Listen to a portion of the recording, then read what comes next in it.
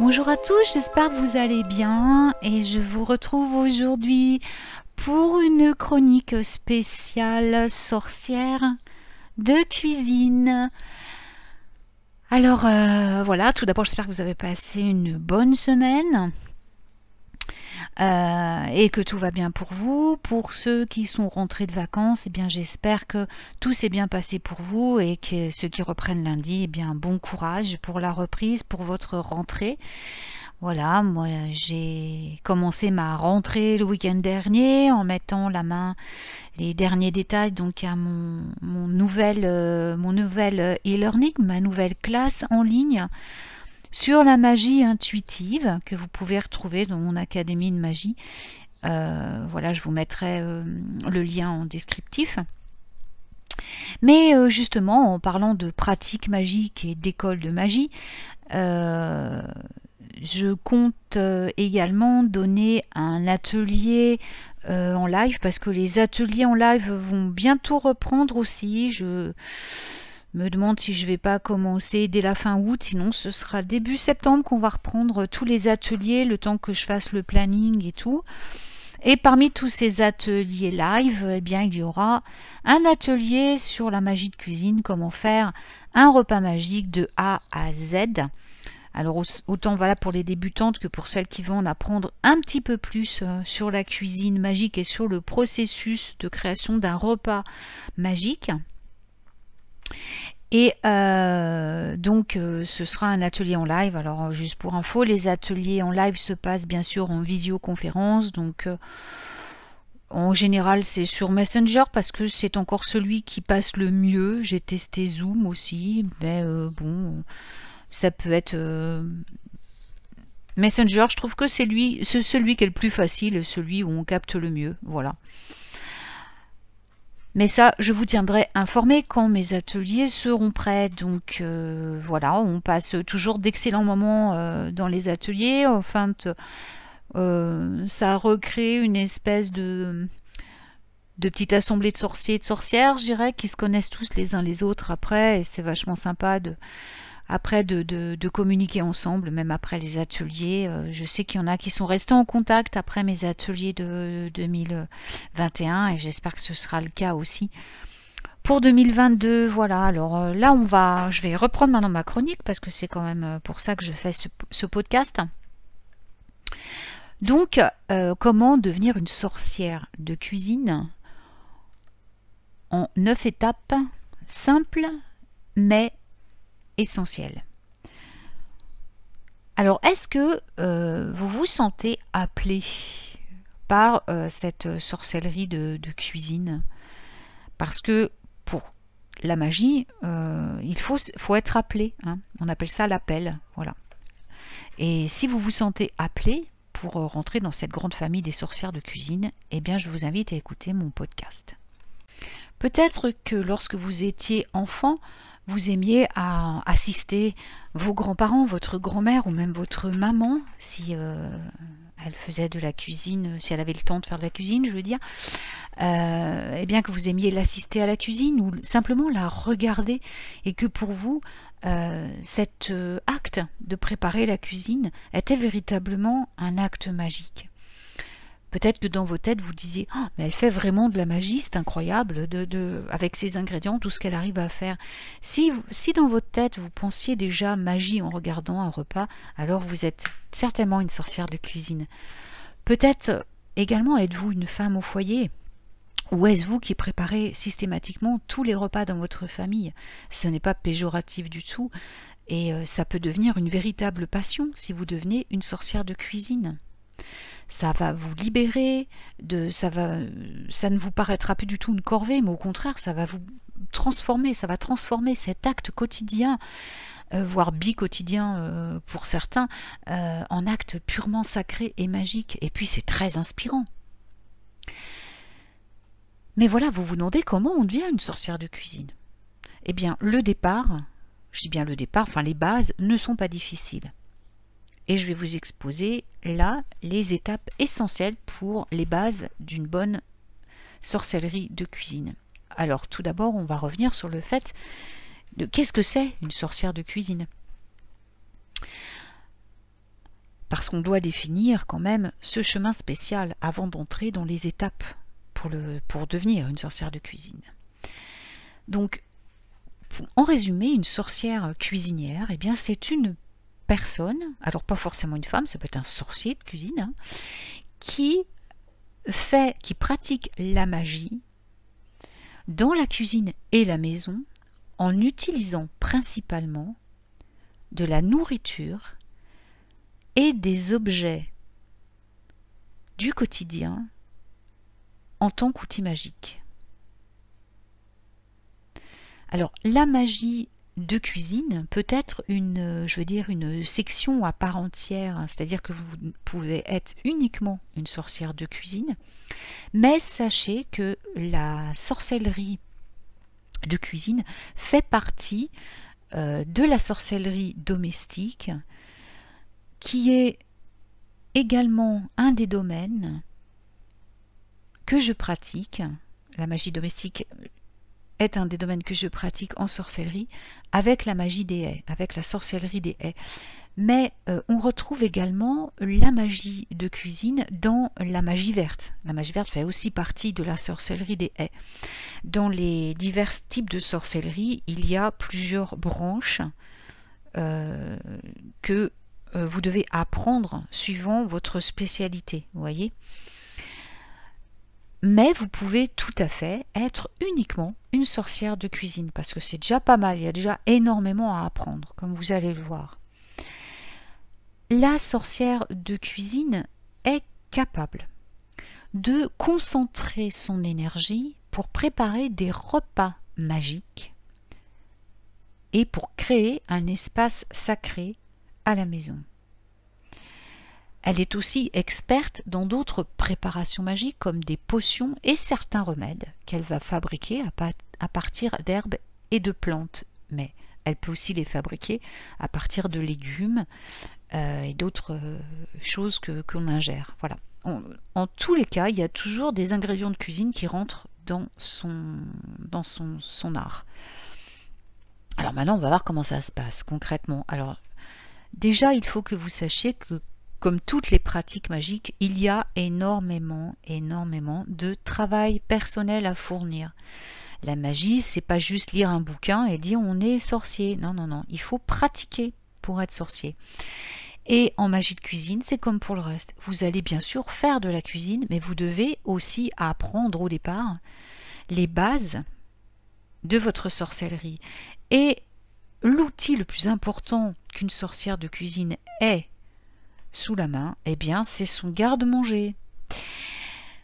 Son garde-manger devient son outil principal de magie.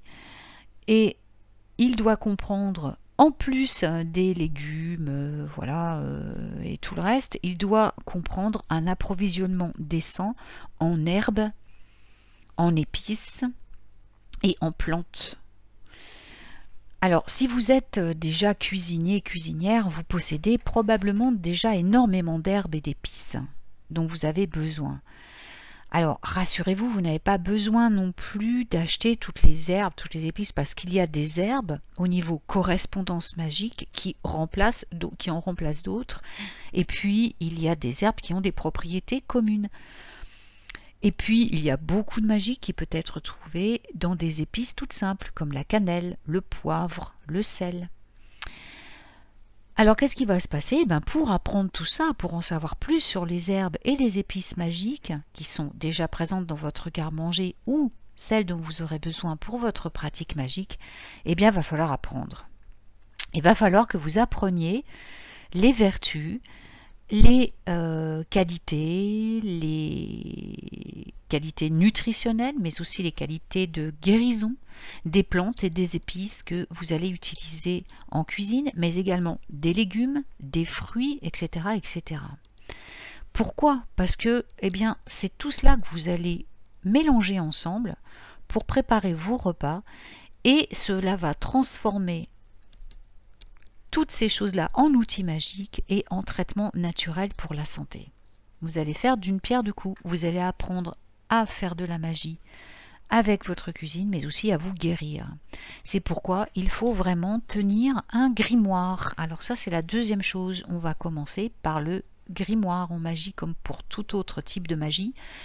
On va créer un grimoire magique de cuisine, dans lequel donc, vous allez répertorier les plantes, les herbes, avec leur qualité nutritionnelle, leur qualité médicinale, les dangers, les contre-indications qui sont liés, parce que c'est pas parce que c'est des plantes que ce n'est pas dangereux, il faut faire attention.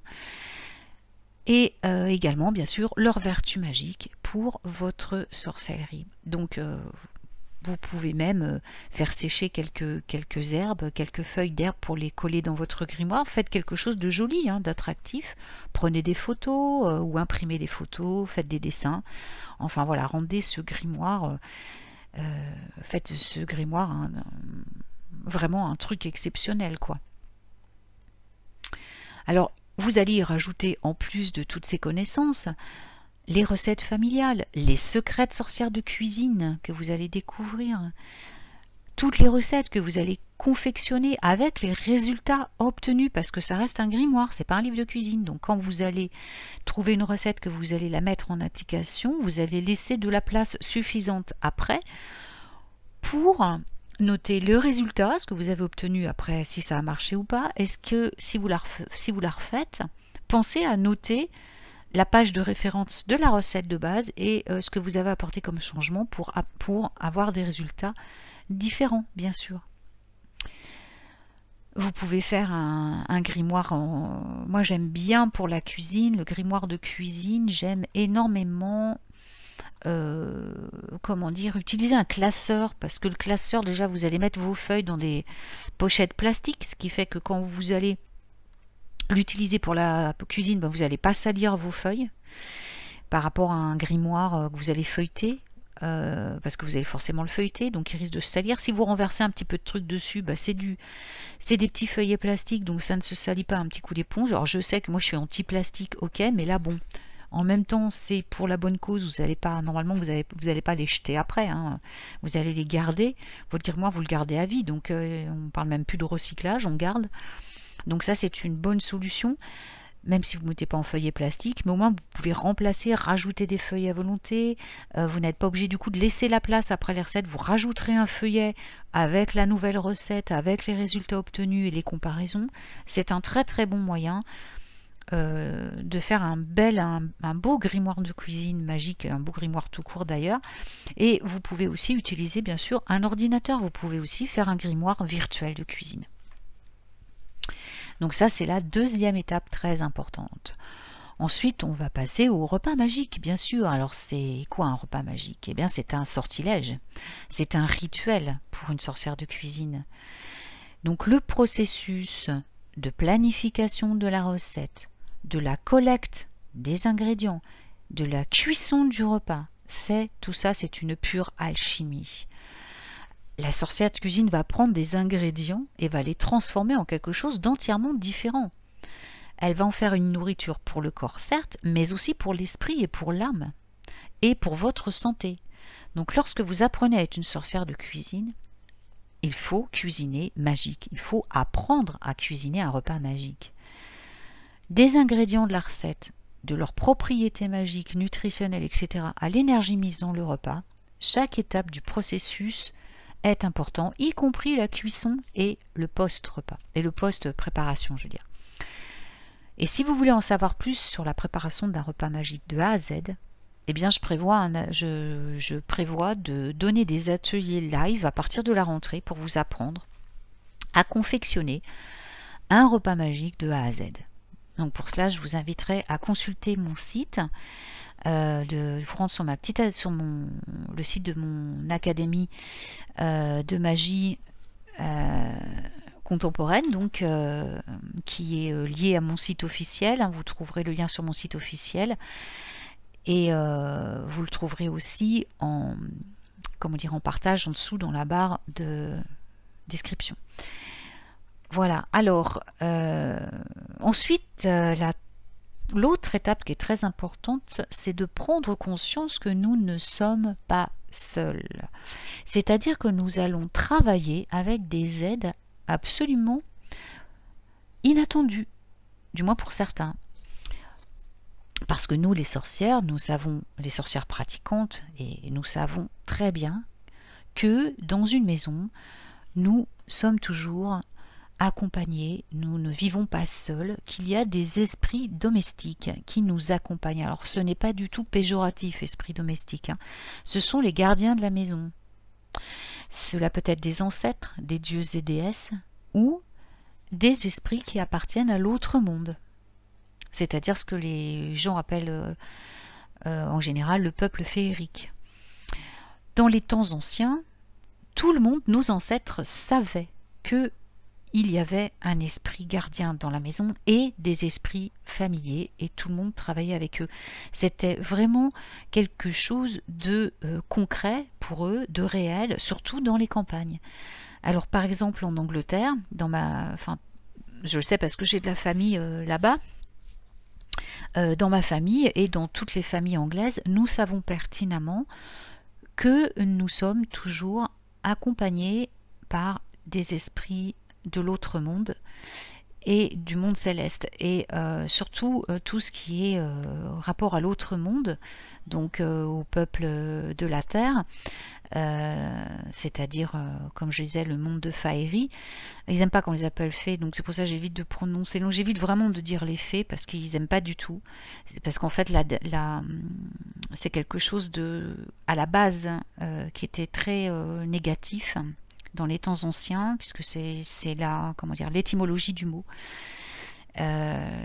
qui est mauvaise. Donc ils n'aiment pas, donc j'ai mieux évité, je l'ai utilisé un peu trop souvent ces derniers temps, ils m'ont un peu tapé sur les doigts, donc il faut que je me reprenne, parce qu'ils n'aiment pas du tout. Et donc par respect, j'évite, mais il faut que je vous fasse comprendre aussi de quoi je parle, bien entendu. Donc voilà, et dans les pays du Nord notamment, on travaille beaucoup, donc dans le nord du monde, hein, c'est-à-dire dans les pays scandinaves notamment, et bien, et même en dessous, hein, je veux dire tout ce qui est Hollande, Allemagne, tout ça, on travaille beaucoup avec les esprits domestiques. Et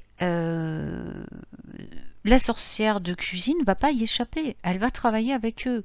Ils vont lui apprendre, ils vont l'aider à faire sa cuisine magique, ils vont lui apprendre à faire attention à quelles herbes, quelles plantes elle met dans sa cuisine, parce qu'ils savent. Ils savent. Et je consacre d'ailleurs dans ma classe en ligne de magie, la magie des éléments. Et donc la magie féerique, j'y consacre une visio complète à ces esprits de la maison. Ces esprits domestiques, ces esprits du petit peuple qui nous accompagnent tous les jours. Et il n'y a pas que eux qui nous aident, il y a aussi les corporations de lumière. Donc ça, j'ai fait une vidéo podcast sur les corporations de lumière. Et normalement, si tout se passe bien à la rentrée, je vais reprendre les émissions de radio. Et on a décidé avec Michael de consacrer une émission complète aux esprits des corporations de lumière. Donc c'est une émission qui est prévue normalement en septembre. Mais ça, bon, de toute façon, avec Michael, lui, il publiera sur sa radio. Moi, de mon côté, je vous tiendrai au courant, mais il y a des chances qu'on en parle d'une manière beaucoup plus approfondie que sur la vidéo que j'ai fait, la vidéo podcast que je leur ai consacrée. Donc eux aussi sont là pour vous aider, hein. Donc des femmes sages qui connaissaient la vertu des plantes, les guérisseurs de lumière, mais aussi les cuisiniers de lumière, enfin tout ça, ils sont tous là, mais ça j'en parlerai dans l'émission de radio d'une façon plus approfondie. Comme ça vous saurez tout sur ça. Voilà, alors vous allez bien sûr invoquer ces esprits domestiques, ces esprits du foyer, ou ces dieux et ces déesses qui sont là pour vous aider dans la tenue de votre foyer, et également vos ancêtres. Et les ancêtres en général, on les invoque avant de commencer le repas. Mais ça, j'en parlerai dans les ateliers live que je vais donner, puisque je vais vous expliquer vraiment de A à Z comment on procède pour le repas magique, pour préparer un repas magique.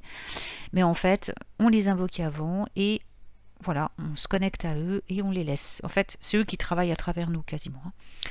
Voilà. Alors ensuite, on va créer un espace sacré. Donc, pour la sorcière de la cuisine, non seulement la cuisine est un espace sacré, mais toute la maison devrait l'être. Donc, on va faire de la maison un temple de la santé, un temple du bonheur, un temple de la joie, parce que si vous vous évertuez à faire de la cuisine magique pour que tout le monde soit en bonne santé, heureux, prospère et tout, et puis que le reste de la maison, ça ressemble à rien, bah ça sert à rien. Hein. On fait tout ou rien. Donc, c'est pas compliqué. Hein. Vous ajoutez simplement des choses magiques, comme des plantes d'intérieur, des coquillages, des choses que vous ramenez de la nature, des belles images de la nature, des cristaux, des bougies, de l'encens. Vous diffusez des huiles essentielles. Vous décorez d'une manière magique votre maison pour y inviter tous les esprits positifs et créer des vibrations de santé et de bonheur. Alors, la sorcière de cuisine est tout à fait capable de faire ses propres rituels de purification, de bénédiction, etc., etc. Elle utilise également ce qu'elle a dans sa cuisine pour le faire, puisque ça reste une cuisine. Une cuisinière avant tout, une cuisinière magique, une cuisinière sorcière.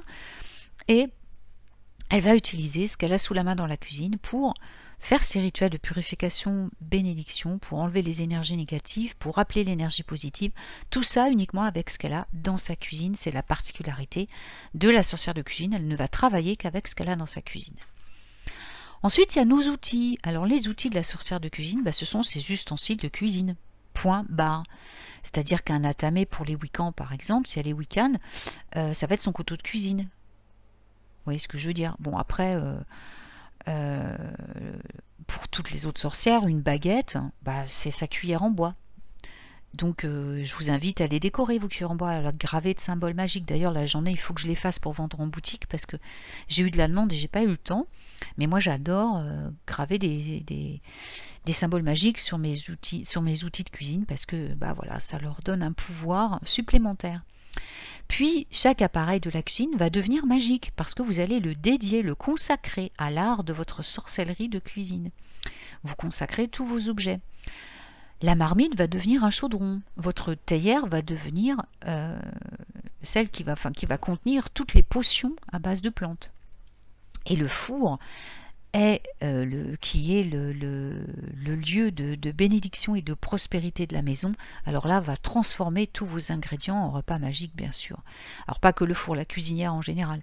Donc il faut toujours les tenir très propres et toujours les consacrer, bien entendu, avant de travailler. Alors ensuite, on peut aussi faire un hôtel. Hein. Alors on peut faire un hôtel de cuisine. Et il faudra que cet hôtel soit toujours très bien entretenu. Et puis vous pouvez changer la déco, vous pouvez mettre vos livres de cuisine, des petites figurines, des petits chaudrons miniatures, des choses comme ça. Il faut que ça représente votre art de sorcière de cuisine. Il peut être placé sur le comptoir de la cuisine, sur une étagère, n'importe où en fait. Hein. Vous pouvez mettre des petites bougies, des offrandes, voilà. Vous pouvez mettre des tasses décorées de symboles magiques. Bref, soyez créatifs. Et c'est un espace pour les dieux et les esprits de la cuisine. Alors ça doit être un rappel quotidien de votre pratique magique unique. Alors, ensuite, quelque chose de très important, il faut que vous plongiez complètement dans votre art en tant que sorcière de cuisine. Alors, ça veut dire quoi concrètement ? Eh bien, ça veut dire tout simplement que vous ne devriez pas vous ennuyer. Vous ne devriez jamais vous ennuyer, ni au quotidien, ni en faisant la cuisine. Parce que si vous vous ennuyez, c'est que vous n'êtes pas du tout dans votre art. Parce qu'une sorcière qui s'ennuie, ça n'existe pas. Pourquoi? Parce que la sorcière est toujours en train d'étudier, toujours en train de faire des recherches sur son art.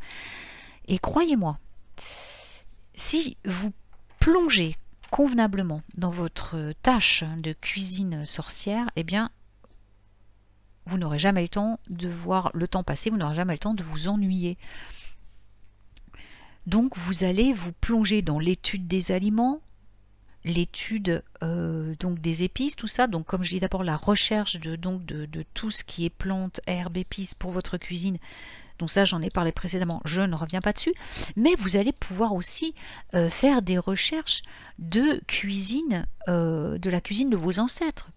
Il faut vous plonger là-dedans. Comment vos ancêtres cuisinaient? Quels dieux sont associés à cet art? Est-ce que la mythologie en parle?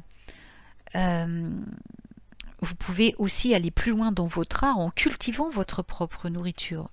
Je connais une sorcière anglaise, une amie à moi, qui non seulement cultive sa nourriture, mais qui élève aussi des poulets, des animaux qu'elle va utiliser par exemple pour ses œufs, voilà, pour récolter les œufs, avoir ses œufs. Personne, elle les mange pas, hein, mais c'est pour les œufs, pour tout ça. Et elle a aussi des abeilles. Elle s'est lancée dans l'apiculture, donc elle a étudié l'art de l'apiculture et du coup elle récolte même son miel maintenant et elle l'utilise dans sa magie.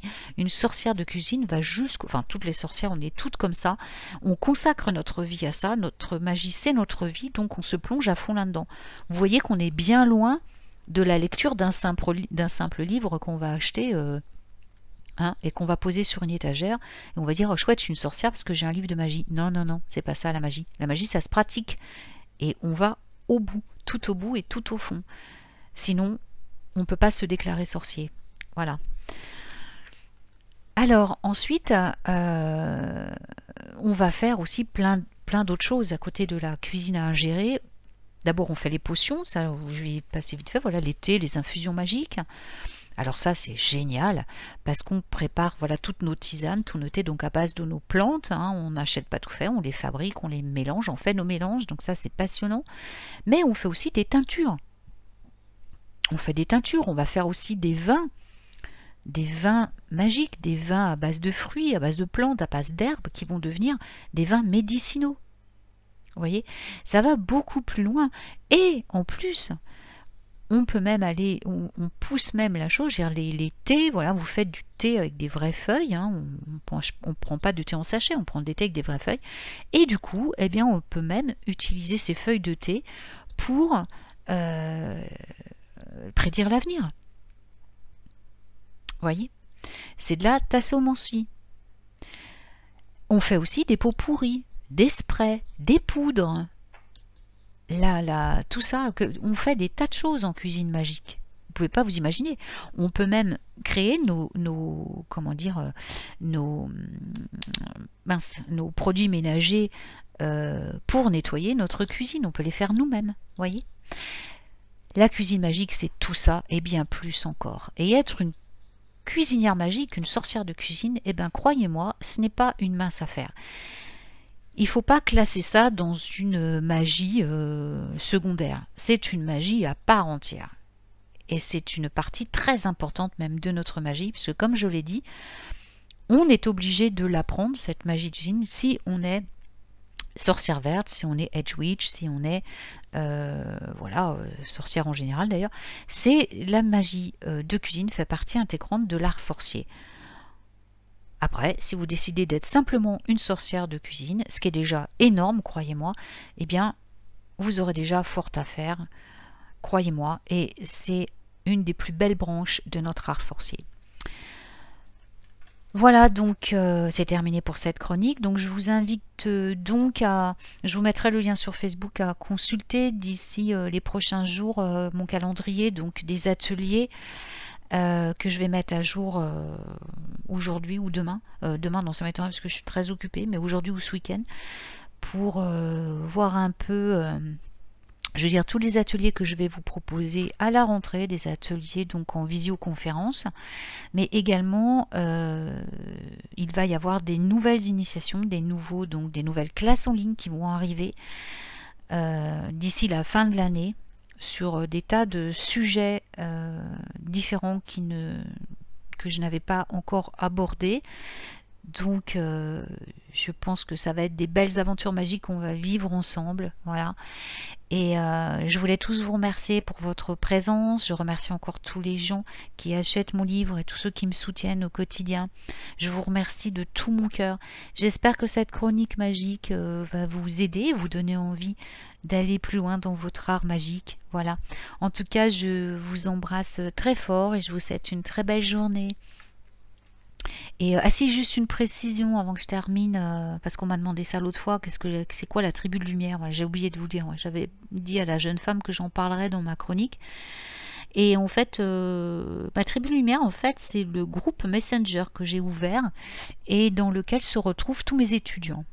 C'est un lieu où on est tous ensemble, où on papote. Alors voilà, régulièrement on vient se faire des petits coucous, et puis c'est un lieu où on échange sur les cours, on échange sur les initiations, on échange sur voilà, si on a une question à poser, par exemple moi je suis occupée, je réponds pas tout de suite, vous pouvez la poser sur la tribu de lumière, sur le groupe Messenger, et il y a certainement d'autres étudiants à moi qui vont répondre à ma place, c'est déjà arrivé.